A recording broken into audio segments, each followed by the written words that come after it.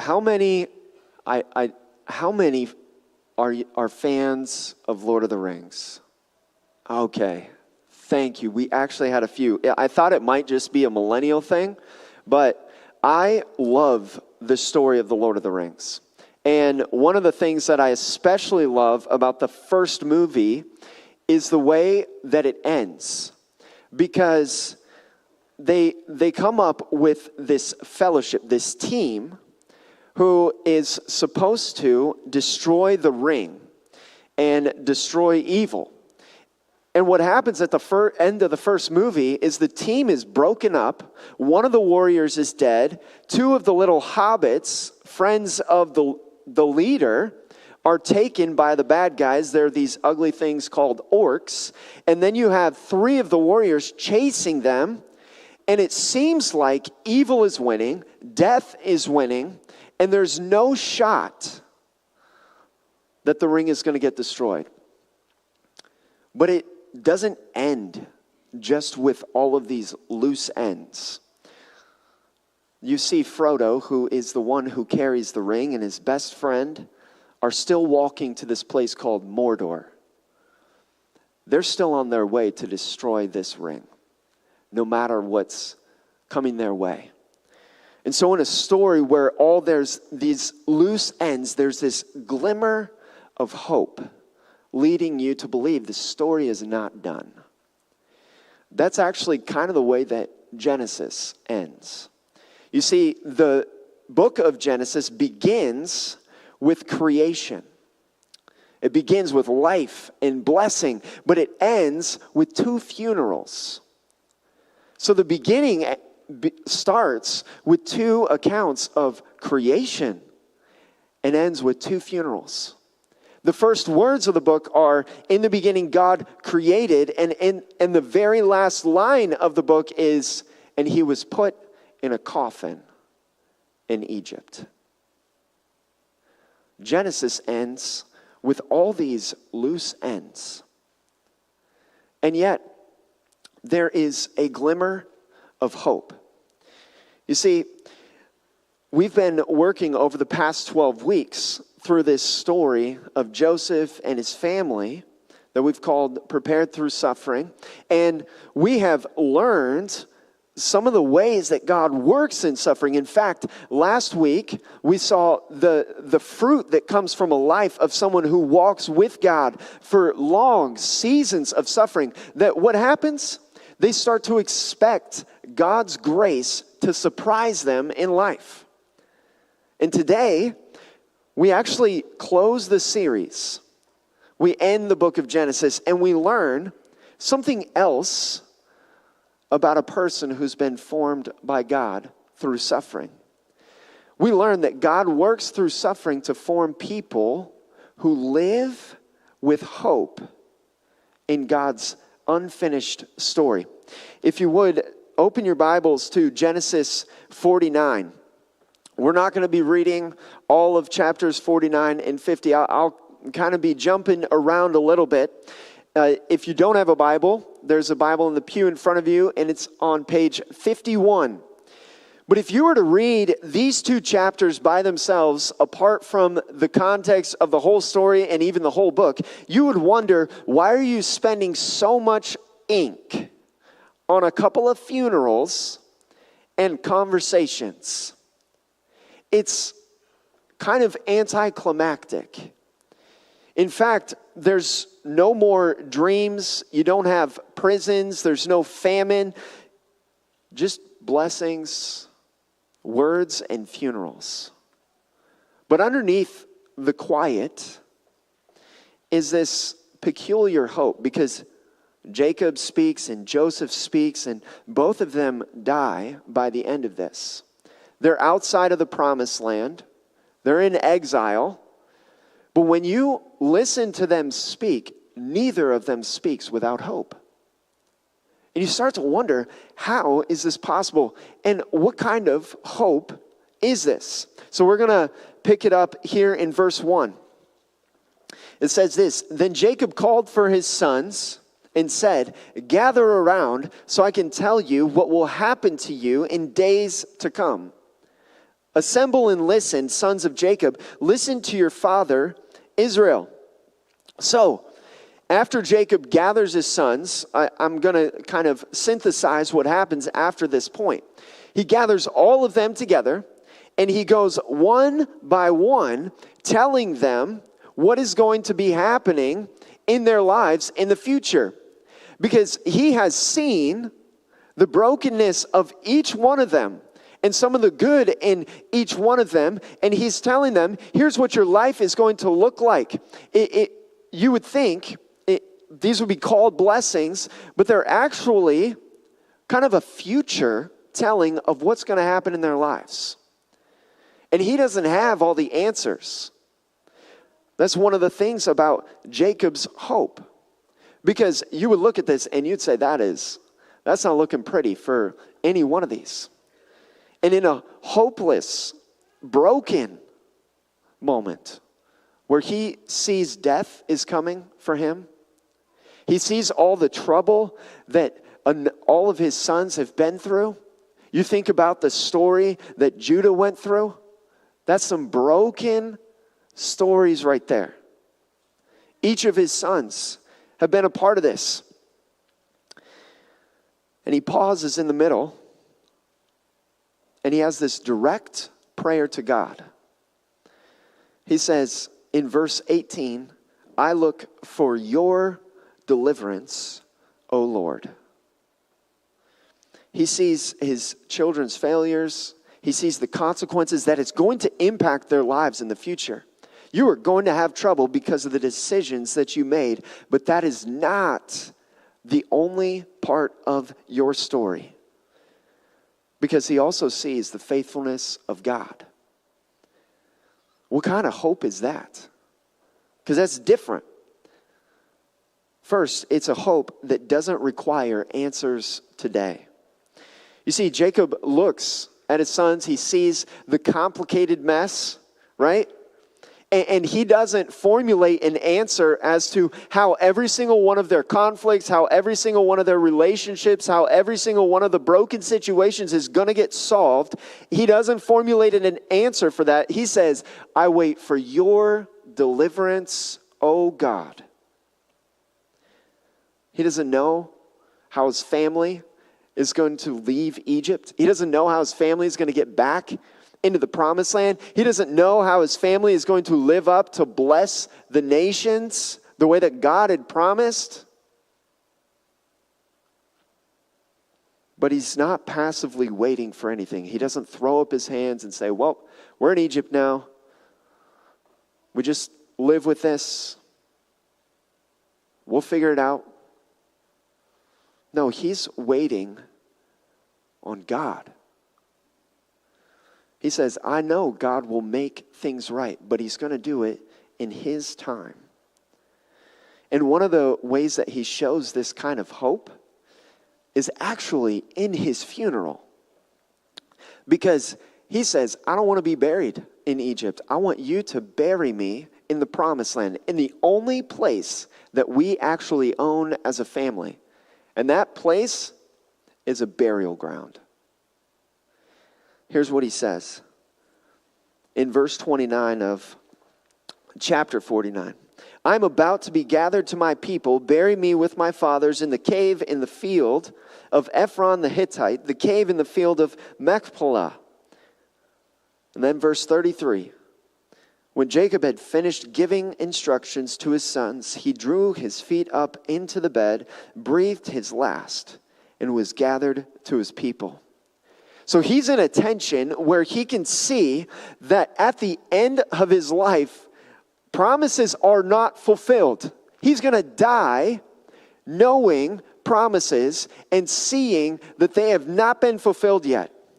But he says, guys, Egypt is not our home. I want you to bury me where the promise says our home is. And he doesn't demand that God would answer him how we're going to get there, when we're going to get there. No, he's learned that God's answers may come after his lifetime, but his promises do not expire. God's answers may come after Jacob is gone, but the promise does not expire, even as it moves from generation to generation. Question for us, are there questions that we have that are still unanswered? Things that we say, God, why did you take so-and-so at this point in time? Why did you do it this way? When are you going to fix this? Why did this happen to me? These are not bad questions.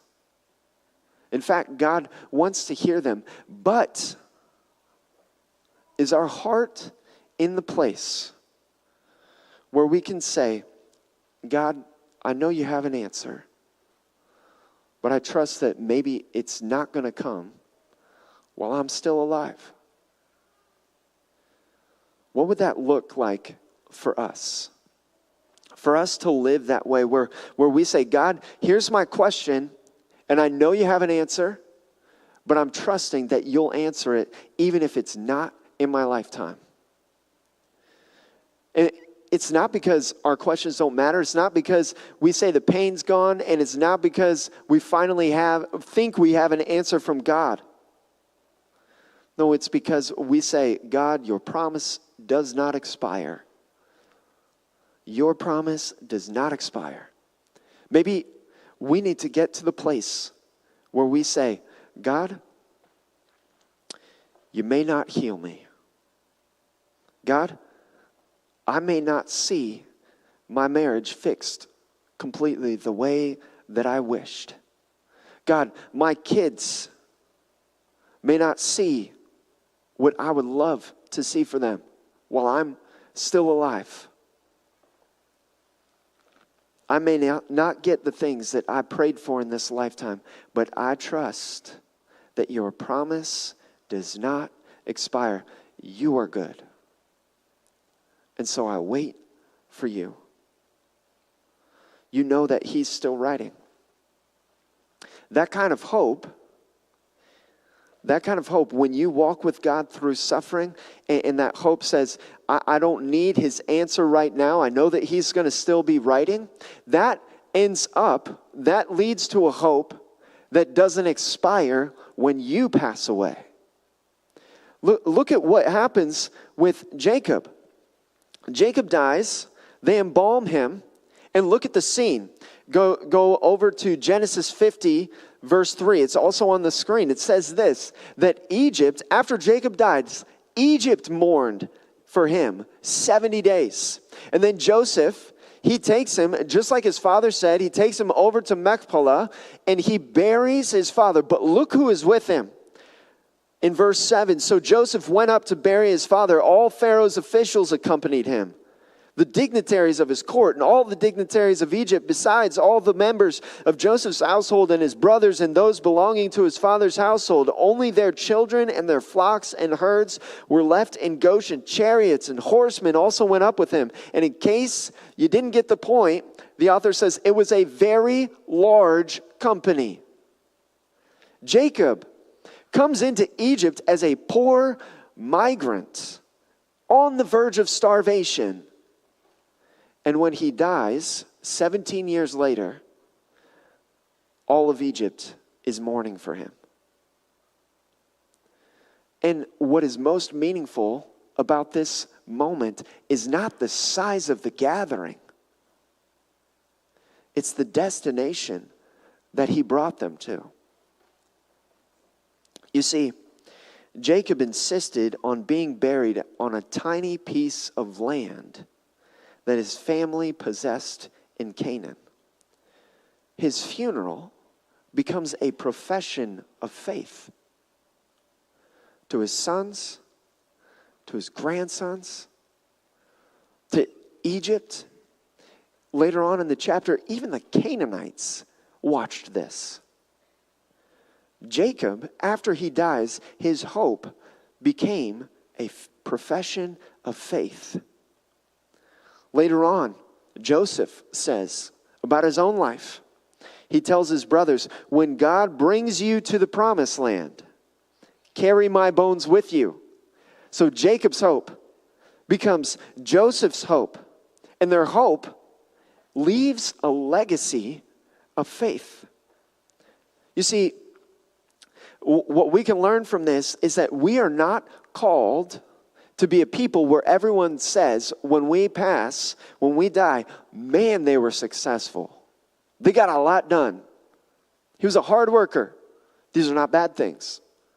They were really good with finances. They were really gifted in this. No, the greatest legacy that we can leave people is not our accomplishments. It is that they would see who we trusted. Isn't that the question that each one of us can ask? That our church could ask? When future generations look back at Goshen Church in around the year 2026, what would they say about our legacy? Would they say, man, they really fought to preserve what was familiar to them? They really were great at holding to traditions. They protected preferences. Or will they remember a people who trusted God so much that we loved one another even when it was difficult, that we released control even if it was scary, that we would faithfully follow God wherever He went, even if it meant sacrifice? Because a people who know that God's story may not end with us, we are way more likely to hold our chapter with open hands. May our melody, the song that we sing that rings out, that people hear, may it not be that we loved our comfort, that we loved our traditions, that we loved our preferences. May it be that we trusted the faithfulness of God. Now, if you keep reading, we'll also see that hope doesn't just shape how we look into the future. It will reframe how we think about the past as well. You see, if you remember, the brothers and Joseph, they had this moment a few chapters ago where they reconciled. Joseph revealed himself. He forgave his brothers. They were able to speak to one another again. But then when Jacob dies here, fear has another opportunity to create division, to create separation. And his brothers think, you know what? I think Joseph, it is possible that he was just kind to us so that we would bring his father to him. And now that dad's gone, he could be holding a grudge. But I want you to notice what Joseph says, how he responds, and what his hope is like. Starting in verse 15 in chapter 50. When Joseph's brothers saw that their father was dead, they said, "What if Joseph holds a grudge against us and pays us back for all the wrongs we did to him?" So they sent word to Joseph saying, "Your father left these instructions before he died. This is what you are to say to Joseph. I ask you to forgive your brothers the sins and the wrongs they committed in treating you so badly. Now please forgive the sins of the servants of the God of your father." When their message came to Joseph, Joseph wept. We're going to come back to that. His brothers then came and they threw themselves down before him. "We're your slaves," they said. But Joseph said to them, "Don't be afraid. Am I in the place of God? What you intended to harm me. But God intended it for good to accomplish what is now being done, the saving of many lives. So then don't be afraid. Don't be afraid. I'll provide for you. I'll provide for your children." And Joseph reassured them and spoke kindly to them. It is fascinating to me that Joseph's first response to his brothers was to weep. The author doesn't tell us exactly why Joseph does. He lets us wrestle with it. And when I think about it in the context of hope, I think his tears show us at least one important thing. His hope opens him to have compassion on his brothers. Even when they've forgotten how Joseph already forgave them, even when they think the worst about Joseph, they think Joseph might hold a grudge. Joseph weeps, not thinking, guys, come on, think better of me. No, he weeps, guys, am I in the place of God? He took the intentions of his brother and submitted them to the good, sovereign plan of his God. He doesn't deny their evil. He doesn't excuse it. He doesn't minimize it. But evil doesn't control his response. God's plan does. And that is what hope does. It leads you to a place where you weep over in compassion. And you're able to say, you intended evil, but my God will use it not only for my good, but for your good. For our family's good. For the good of all those around us. Hope releases revenge because it entrusts justice to God. We all hurt one another. Okay? I've said that before. Sometimes intentionally. Sometimes unintentionally. And when it happens, our first response, our natural response is to say, well, no one's really caring about me right now. They forgot about me. They didn't value me. So what do? I got to fight back. I got to try to control the situation. I might say mean things. I might cut them off. And even when someone asks for forgiveness, it can be hard in our hearts to actually grant that forgiveness. Even if we say it with our words, we have a hard time in our heart. And you know why? Because we're not sure that anyone should be trusted with justice other than ourselves. You see, if God can let that happen to me in the past, what makes me think that I can trust his justice today? What changed Joseph was he walked with God through seasons of suffering. He saw the slavery, the pit. He went through the betrayal.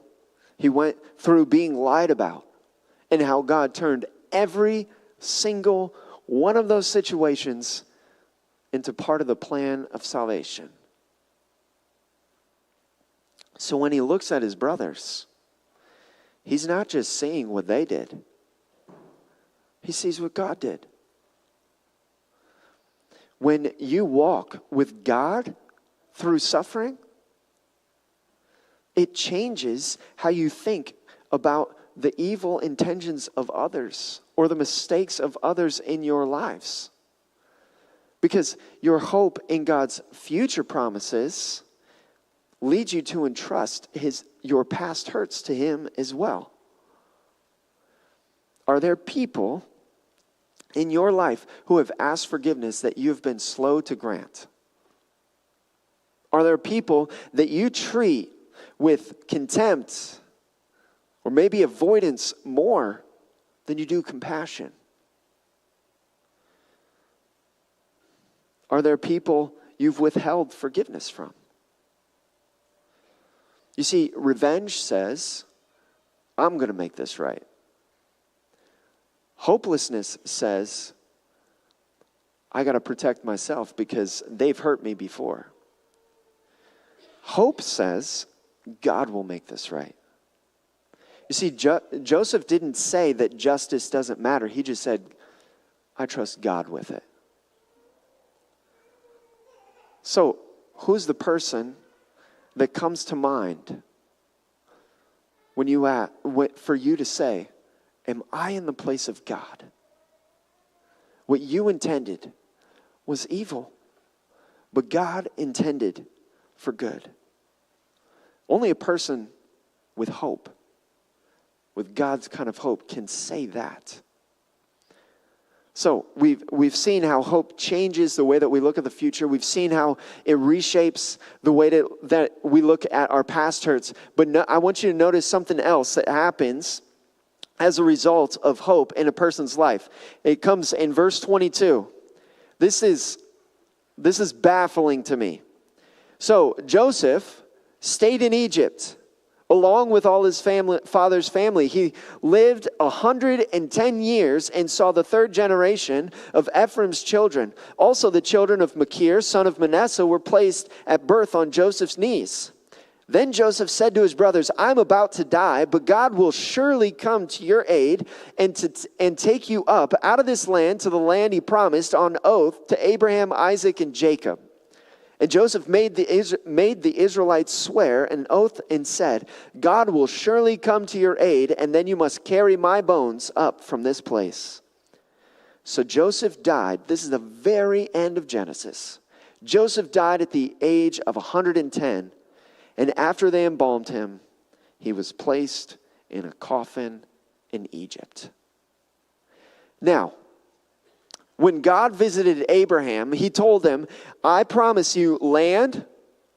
There's going to be a place for you to live, a place for you to flourish. I promise you seed. You're going to have a large family, as many as the stars of the heavens. And I promise you blessing. I'm going to bless you, and all the nations of the world are going to be blessed by you. And now, Joseph and his family, they've seen bits and pieces of this. They've seen the fruitfulness and seed. You can see his family is growing. They've been a blessing. They just walked with Egypt through famine and Canaan through famine and rescued them. But guys, the famine is over. It's been over. And he stays in Egypt. Why? He could have gone back to Canaan. Verse 22, Joseph stayed in Egypt. Not only that, he died in Egypt in a coffin. That sounds like a terrible ending to your life, to your story. But here's what Joseph says. I'm about to die, but God will surely bring you to the promised land. You see, when you have hope in God's unfinished story, hope doesn't have to experience every promise to believe every promise. Joseph had seen and heard others manufacture fulfillment. Some of y'all know Abraham and Sarai's story. They tried to manufacture God's promise. Isaac did the same. Jacob did the same. Joseph's brothers did the same. And what happens? Trouble. Each of them have stories of trying to fulfill a promise in their own time apart from God, and it brings trouble. Joseph, he says something different. He says, I'm going to be content with where God has me right now. Because when God is ready, he will fulfill this promise. He says, maybe the promise wasn't for me to experience. Maybe it was for me to trust, to pass on for the next generation to experience. Joseph knew he wasn't going back to Canaan. He said, God will visit you. Yet he believed in Canaan. He would never live there. He hadn't been back since he was a boy. But he always lived towards it. What if God is calling us to live that way? Where we don't have to have our chapter be the fulfillment chapter. We could live ready for fulfillment, but we don't force it. We don't need it to happen in our lifetime. What if we were able to hold our dreams, our hopes, our prayers with open hands Your plans for family, your plans for career, your plans for ministry, how you want to bless the world, how you think God has even put a burden on your heart. I've got some of those. And you just wonder, God, why did you give me this if you didn't want me to do it? I know some of you have that. Hope doesn't stop desiring good things or feeling burdens for good things, but hope will not force God's hand. It doesn't try to. It doesn't try to fulfill it on its own. It's when we say, God, make me faithful with the burden that you gave me and trust you when you're going to move for it. Think about how it changes the way that we do ministry. We don't have to accomplish everything in our generation. We don't have to see every prayer answered in our generation. We don't have to finish every single dream. Maybe God put the burden and the dream in your mind to pass it on to the next generation, encourage them to carry it on. We simply are faithful, and we hand the story to those who come after us. That's a different way of living that is so countercultural to the world. The world says, follow your dreams, find it and pursue it. You do it. What Joseph tells us is, no. Would I love to be in Canaan? Sure. That is the promised land. In fact, carry my bones with you when you go. But we're going to wait for God to bring us up out of here. We're not leaving until he says. You say, how do I become a person like that? How can I know that the story is going to have a good ending? How did Joseph know that God would actually do that? How do we know? Well, because just as God visits the people of Israel hundreds of years later, and he brings them to the promised land and out of exile, God visited the world in his son Jesus Christ to bring all of humanity out of cosmic exile. Here's what Colossians says.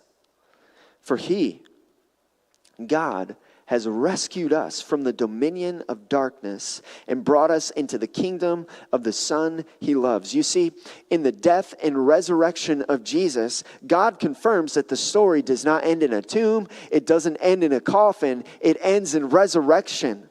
The coffin was the end of a chapter. Resurrection is the end of the story. And one day, unless the end of the age comes soon, guys, a coffin is coming for each one of us. But it's not the end. Coffin comes just like for Jacob, just like for Joseph. But because of the resurrection of Jesus Christ, for every person who hopes in that God, who walks with that God, you know that the tomb is not the end for you too. Resurrection is. And not only that, every wound healed, every injustice answered, every promise he's given fulfilled. You don't know exactly what every chapter is going to look like between now and the end. You just know that it's heading in that direction. Because the coffin was not the end for Joseph, the tomb was not the end for Jesus. Death will not be the end for God's people. As we close today, I encourage you, just bow your heads right now. And I also encourage you, if you're able, it might feel uncomfortable as you bow your heads, open the palms of your hands as if you are opening yourself to God. And ask this question.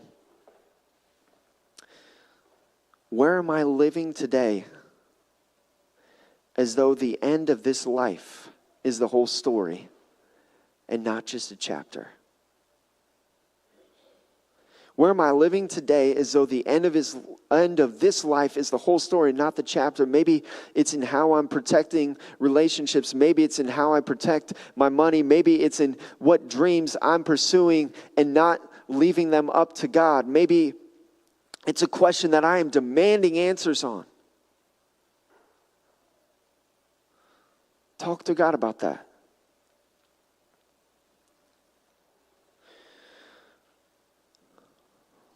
You see, if the resurrection is true, and we believe that God raised Jesus from the dead, what about our chapter would we trust to him?